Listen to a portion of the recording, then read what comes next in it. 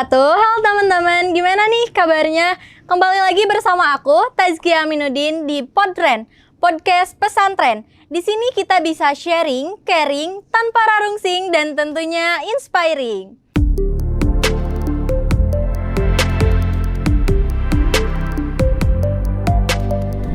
Nah, teman-teman, di sini kita akan membahas persoalan yang sedang hangat-hangatnya diperbincangkan dan menjadi masalah di hampir semua sekolah.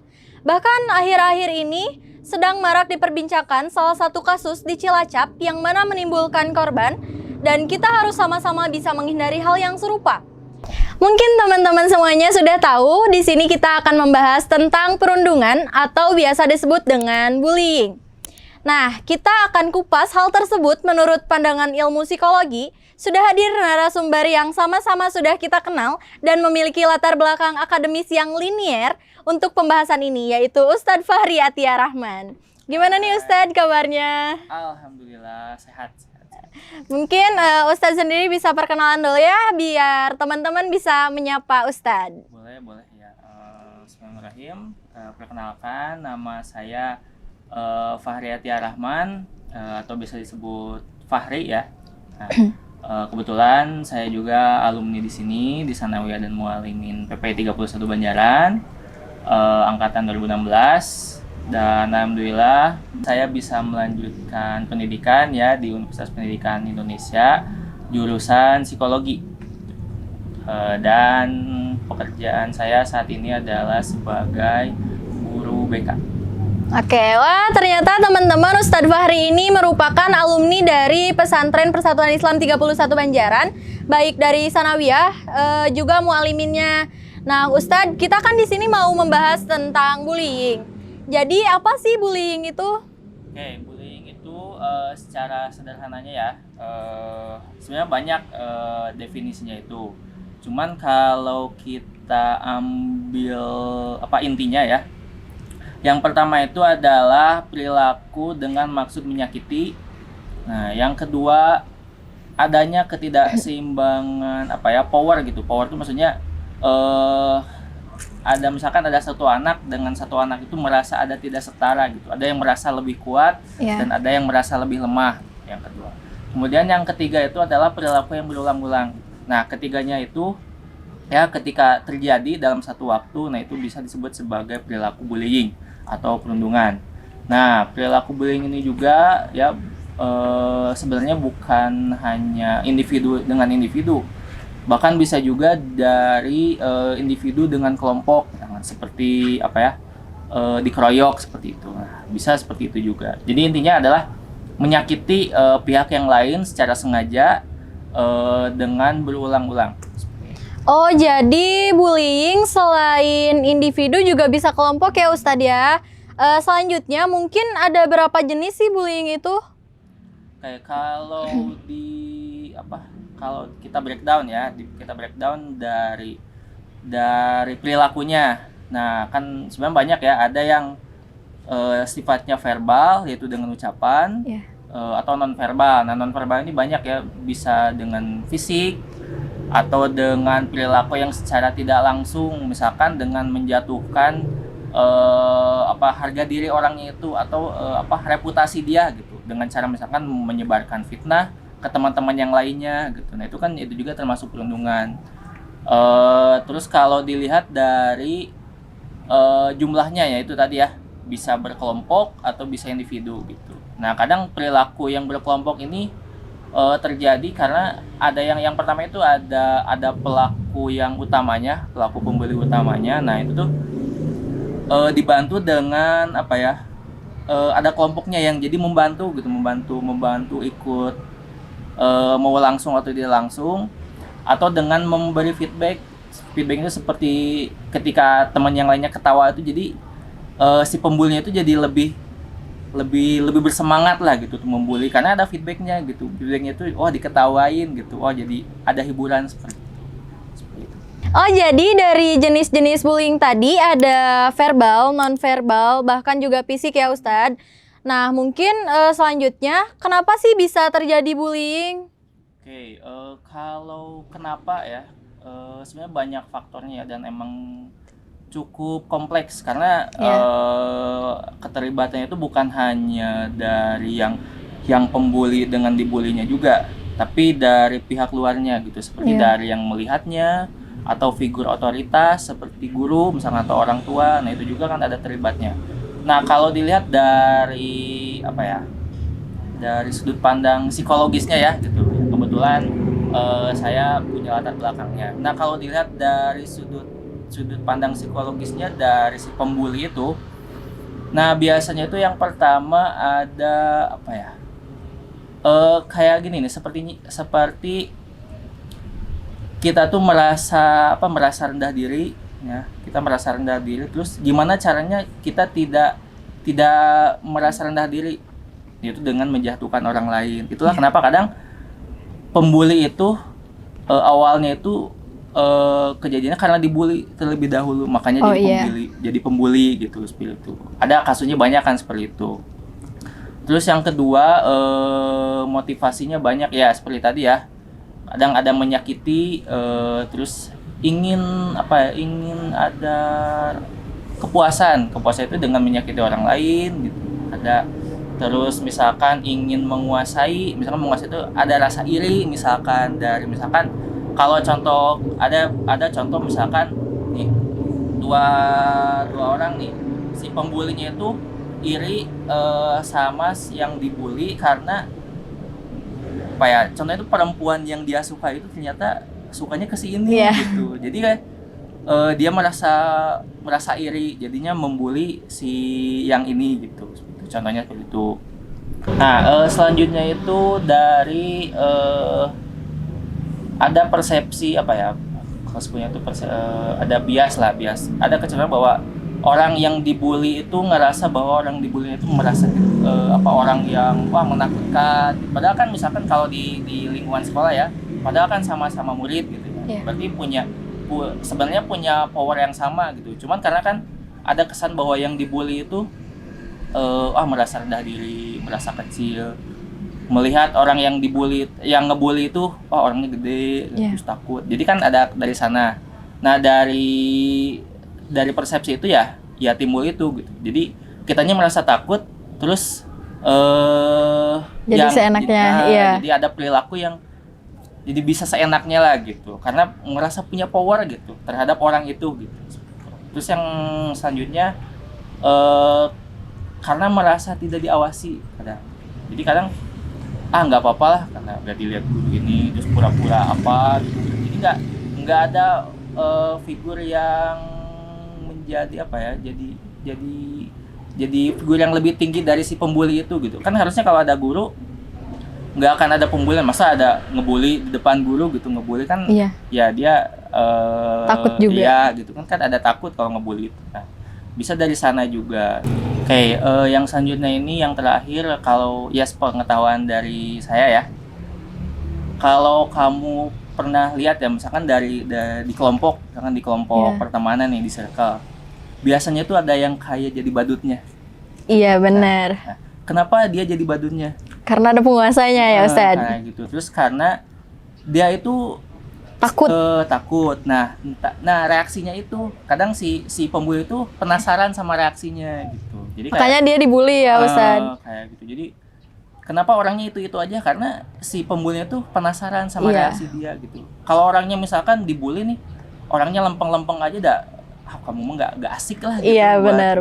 dibully gitu. Jadi nggak ini. Nah, biasanya yang kayak reaksinya tuh jadi takut, jadi gimana. Nah, itu yang diharapkan pembuli ya, Ustaz. Pembuli. Jadi makin penasaran gitu. Nah, sebenarnya banyak ya, cuman secara garis besarnya seperti itu kalau di lingkup di lingkup pendidikan ya. Terus kalau dari sudut pandang si yang dibulinya, yang pertama karena merasa rendah diri tadi ya. Rendah diri, jadi karena kalau ada orang yang merasa rendah diri itu ya jadi lebih enak buat diganggunya gitu. Daripada orang, misalkan saya tuh orangnya biasa aja, masa mengganggu orang yang lebih tinggi dari kita gitu. Iya, benar. Misalkan lebih enak mengganggu yang lebih bawah gitu. Banyak sebenarnya kayak misalkan dia tidak tidak punya kemampuan memecahkan masalah gitu. Misalkan dibully nih, bingung gimana caranya gitu. Karena gitu kalau orangnya tahu cara pemecahan masalahnya pasti nggak akan dibully lagi gitu. Iya benar. Nah, dari si pembuli, dari yang ngebully, nah sebenarnya ada polanya nih, ada yang sama, yang itu kemampuan meregulasi emosinya. Nah, si pembuli nggak tahu misalkan dia punya kekesalan, gimana cara meregulasi emosinya, makanya jadi ngebully orang lain. Benar. Terus kalau yang dibulinya, misalkan dia jadi cemas, jadi penakut gitu. Nah, si cemas dan takut itu dia bingung gimana cara melepaskan perasaan itu, jadi akhirnya dibully lagi gitu. Jadi ya kemampuan regulasi emosi itu. Nah, ini tuh berkaitan dengan dengan kecerdasan emosional gitu. Bagaimana meregulasi emosi seperti itu. Nah, oleh karena itu penting untuk bisa melatih atau mengembangkan kecerdasan emosional itu sendiri. Iya. Supaya Supaya tadi yang kecerdasan emosionalnya baik tidak akan melakukan perilaku agresif gitu dengan cara membuli gitu, atau dengan kecerdasan emosi yang baik bisa meregulasi emosi negatif supaya tidak jadi penakut misalkan seperti itu, dan bisa jadi kecemasan itu tidak jadi berdampak negatif ke diri sendiri, tapi jadi bisa secara pikiran tuh jernih ketika mengambil keputusan gitu, baik jadi dari si pembuli itu maupun jadi yang dibulinya itu. Oh, jadi gitu ya Ustadz. Banyak banget ya faktor-faktor seseorang bisa dibully dan menjadi pembuli. Salah satunya kayak tadi ya Ustadz, seorang pembuli ternyata awalnya dia dulunya dibully juga ya Ustadz. Mungkin aku penasaran nih, gimana sih dampak dari pembulian itu sendiri? Dampak dari pembulian itu sendiri sebenarnya banyak ya, bahkan bisa sampai seumur hidup malah gitu. Contohnya misalkan nih, karena dibully misalkan terus tidak ditangani dengan baik, regulasi emosinya jelek, misalkan tidak ada dukungan emosional ataupun moral dari orang yang lain, dari orang sekitar. Yeah. Gitu. Nah, itu bisa jadi memperparah dampaknya gitu. Contohnya misalkan, contoh sederhananya misalkan jadi cemas atau jadi penakut misalkan. Nah, jadi takut dibully. Nah, perasaan takut dibully ini kan pada awalnya kan cuma sekali dua kali. Iya, tapi jadi menghantui ya Ustadz. Jadi menghantui gitu. Terus kalau misalkan sekolah terus ke sekolah yang lebih tingginya, misalkan dari SMP terus ke SMA-nya, jadi takut takut ada pembuli lagi, jadi akhirnya penakut. Nah, karena kan pikiran itu kan sebenarnya mengganggu ya, apalagi kalau sampai berulang-ulang. Pada akhirnya kan jadi tidak fokus ke belajar, tidak fokus pendidikan, jadi kalau dari fisik jadi tidak nafsu makan gitu. Atau yang lebih parahnya ya, naudzubillah min dzaliknya, bunuh diri gitu. Karena beban pikirannya tidak kuat gitu. Jadi pengen melepas itu semua. Jadi akhirnya seperti itu. Dan ya bahkan sampai dewasa pun kalau sampai masuk ke dunia pekerjaan lah gitu, dunia kerja, ya jadi penakut gitu, jadi takut sulit juga buat bersosial lagi ya Ustadz. Takut bersosialisasi karena sudah merasa rendah dirinya itu sudah terpatri lah gitu ke diri sendiri. Jadi emang sangat susah gitu. Makanya itu penting peran dari orang tua, dari guru, gitu, dari teman sebaya pun, terus kemampuan regulasi diri sendirinya juga. Ya saya sendiri baca beberapa penelitian ya, meskipun sebenarnya rada agak kontroversial ya. Yeah. Nah, pembulian ini bisa jadi positif. Misalkan nih, orang yang dibully misalkan ketika dibully dia bisa mengembangkan empati yang lebih tinggi. Jadi dia tahu rasanya dibully nih, terus dia aja jadi empati gitu. Kalau lihat yang pembuli itu jadi lebih lebih aware gitu terhadap pembulian itu sendiri. Atau dia jadi karena terlatih dibully misalkan ya, jadi regulasi emosinya lebih baik gitu. Jadi bisa jadi nggak baperan misalkan, tapi ya itu tergantung kepada diri pribadinya sendiri kan ya gitu. Tergantung dari kemampuan regulasi emosinya, terus dari lingkungan sekitarnya apakah jadi mendukung secara emosional juga atau secara moral gitu. Nah itu bisa jadi positif juga, meskipun ya bukan berarti membolehkan Harus, iya. pembelian ya gitu, tapi ya kalau kita bisa mengambil ibrahnya lah gitu ya, bisa jadi Hal yang positif. gitu. Nah, ternyata banyak banget ya dampak-dampak negatif, tapi juga bisa jadi hal yang positif. Nah, untuk hal-hal yang negatifnya nih Ustadz, gimana nih cara kita untuk menanggulangi orang yang membuli dan sama pembulinya gitu? Kayak langkah yang pertama itu adalah berani. Sebenarnya berani itu bukan berani jadi ngelawan itu ya, boleh aja gitu. Kalau merasa tidak nyaman bilang ke speak up ya Ustadz. Speak up gitu.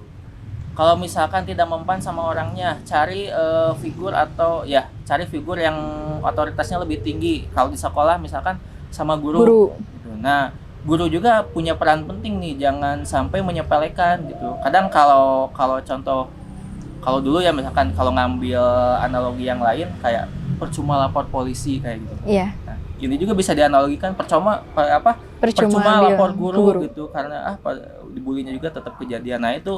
Nah ini tuh hal yang bikin si yang dibully itu jadi enggan untuk bercerita gitu. Iya, benar. Karena mau dicerita juga nggak ngaruh juga gitu. Malah jadi lebih parah, misalkan si pembulinya itu jadi makin mengancam gitu.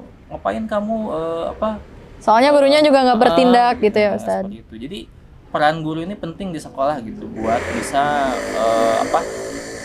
menanggulangi gitu. Bahkan kalau sedini mungkin ya harus tahu si anak ini misalkan dari dia biasanya gini, dia orangnya biasanya gini, terus harus bisa aware kok dia jadi beda dikit, kenapa? Iya, ya harus kadang kalau si anaknya tidak terbiasa bercerita, gurunya harus yang lebih peka ya Ustadz. Lebih peka seperti itu. Terus ya kalau dari muridnya sendiri yang kedua adalah melatih regulasi emosi gitu dengan lebih baik. Seperti ketika misalkan dia dibully, jangan anggap bahwa dibully itu salahnya dia gitu. Kadang ya salah sendiri, nggak cukup kuat gitu, salah sendiri nggak cukup. Nah itu kan kadang pemikiran itu malah jadi negatif ke diri sendiri ya. Iya, benar. Nah itu kan harus dilatih gitu. Jadi ketika dia dibully harus ada regulasi emosi bahwa ini tuh bukan salah aku gitu. Ini tuh ya kebetulan aja ya, kalau dia orangnya positif ya, ini tuh kejadian misalkan ujian gitu. Nah ini ujian, gimana aku supaya bisa jadi orang lebih baik gitu, gimana aku bisa menyelesaikan masalah ini supaya menjadi orang yang lebih baik gitu, seperti itu. Karena kan kalau lebih ketika kita mampu menanggulangi lah gitu, kita menghadapi pembulian itu kan bisa jadi positif ke kitanya gitu. Kita lebih aware gitu, kita lebih tahu gimana caranya menanggulangi pembulian, atau lebih baiknya kita bantu temen yang lainnya gitu. Iya, benar. Nah, terus dari sisi diri sendiri, dari sisi guru, juga dari teman sebaya juga, lingkungan ya Ustadz. Dari lingkungan.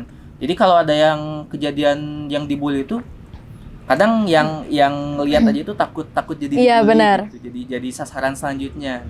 Nah itu kan kalau gini ya, kalau logikanya ibaratnya contohnya di pasar kan banyak orang nih. Iya. Ada preman satu. Kadang kalau di logikanya, ini kan orang-orang baik di pasar itu kan banyak, masa takut sama satu preman gitu. Nah itu kan karena ada saling rasa takutnya itu kan tidak terkontrol gitu. Tapi kalau kita menyadari bahwa kita itu pasti dibantu sama teman yang lain, nah itu kan kita bisa melawan si preman itu gitu. Nah sama juga ini juga kalau di pembulian gitu. Kalau orang-orang yang teman-temannya itu solid membantu yang dibully, pasti pembulinya juga nggak akan terjadi. Jadi malu sendiri lah, atau malah dia takut gitu. Karena kan pembulian itu karena ya dia merasa ngeraja lah gitu, di kelas misalkan. Akhirnya melakukan tindakan pembulian seenaknya ya. Tapi kan kalau dia ngerasa misalkan ya teman-temannya tuh ada orang baik buat dia, gitu, ada buat dia kan nggak si yang ngebulinya itu jadi nggak berani juga buat ngebully gitu. Makanya penting buat teman-teman ya, teman-teman kalau ada pembulian itu harus ikut andil gitu, jangan jangan diam aja juga. Jangan diam aja. Ya harus berani nolong temennya ya Ustadz. Karena itu kadang suka terlewatkan gitu sama sih, teman. benar. Jadi kalau ada yang dibully teh takut kena masalah apa. Kan ya sangat disayangkan lah gitu ya sebenarnya. Benar Ustadz. Karena kan kita sekolah itu kan sebagai tempat belajar gitu. Malah jadi tempat pembulian. Tempat pembulian gitu. Makanya harus teman-teman itu harus punya andil gitu dalam menanggulangi pembulian ini gitu. Kadang kan kalau misalkan ya di kelas gitu kan, kadang kan guru nggak tahu semua ya, nggak bisa memantau semua anak-anak di kelas itu kayak gimana gitu. Tapi kan kalau teman-teman di kelasnya tahu misalkan, oh sini tuh suka ngebully ini. Sini tuh suka ngejailin dibully gitu. Kan lebih tahu ya. Benar. Nah harusnya kan itu juga harus ngasih informasi ke gurunya juga gitu. Kalau misalkan si yang temannya tuh nggak mempan, misalkan cuma dikasih omongan tuh nggak mempan, masih ngebulinya, lebih ngebully lagi ke yang lebih tinggi, ke figur guru gitu atau ke orang tua seperti itu.